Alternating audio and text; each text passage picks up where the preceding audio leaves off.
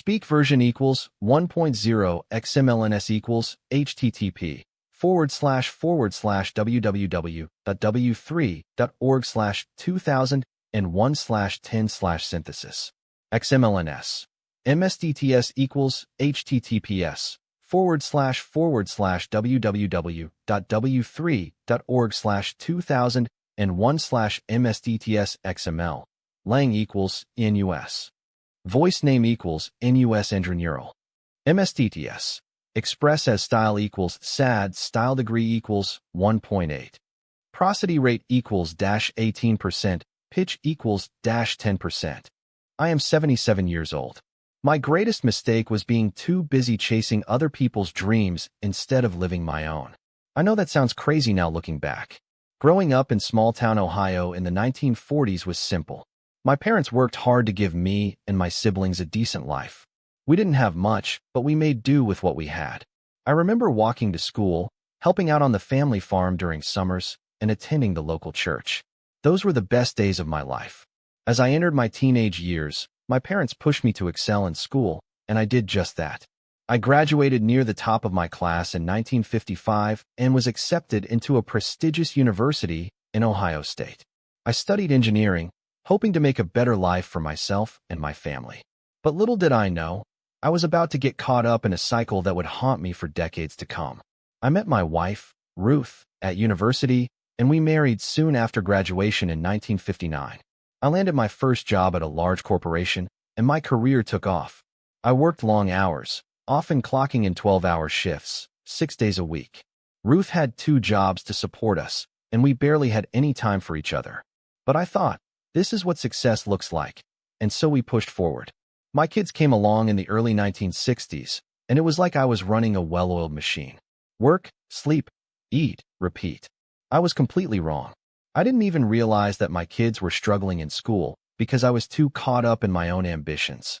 They lied to us, telling us that a 9-to-5 job was the key to happiness and security. But what about love, family, and friendship? The years flew by, and I became a respected engineer in my field. I earned promotions, made a 6-figure salary, and purchased a beautiful house in the suburbs. But as the empty nest syndrome kicked in, I started to feel hollow. Ruth and I fought more, and our marriage began to crumble. Our kids grew up and moved away, and I was left with a vast empty space that echoed with regret. Nobody told me this. Success doesn't guarantee happiness. In fact, it often leads to the opposite. I was chasing validation from others, trying to prove myself as a high-achieving professional. I neglected the people who truly mattered, my family, my friends, and even myself. I look back now and see that I was completely wrong. My pursuit of success came at a great cost. My relationships suffered, my health began to decline, and I started to question the very thing that drove me for so long. I realized that I had been living someone else's dream, not my own. One day, in 2010, I received a diagnosis that would change everything. I had stage 4 cancer. The doctor's words still haunt me. "You've got about a year left, sir." I was devastated. Ruth and I sat in the hospital room, holding hands, and I broke down in tears. All those years of chasing success, and it had led me to this moment. But something inside me shifted that day. I realized that there was still so much life to live, even if it was short. I made a promise to Ruth and myself that I would start living my life on my own terms, not according to anyone else's expectations. We sold the big house, downsized to a small cottage, and started traveling. We spent our days exploring the world, reconnecting with old friends, and learning new things. It wasn't easy. There were still moments of pain and struggle. But for the first time in my life, I felt truly alive. I learned to appreciate the simple things: a beautiful sunset, a warm cup of coffee, a good conversation. I discovered that true happiness comes from living in the moment, not from some distant goal. As I sit here now at 77 years old, I know that I made my share of mistakes. But I also know that it's never too late to change course. I'm not saying it's easy, but it's worth it. If you're watching this, I want to tell you that it's okay to make mistakes. It's okay to get it wrong. In fact, it's more than okay, it's necessary. We're all in this together, trying to figure out what it means to live a good life. Nobody has it all figured out, including me. But one thing I do know is that success, as the world defines it, doesn't guarantee happiness.